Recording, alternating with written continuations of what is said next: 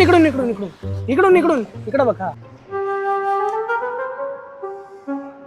सने याला बघून एवढं वाईट वाटू राहिलंय ना. आयुष्यात आज लई एकटे एकटे वाटतंय रे. कुणीतरी पाहिजे रे. आयुष्य असं नाही जाऊ शकत रे. तुला असं काय वाटतंय?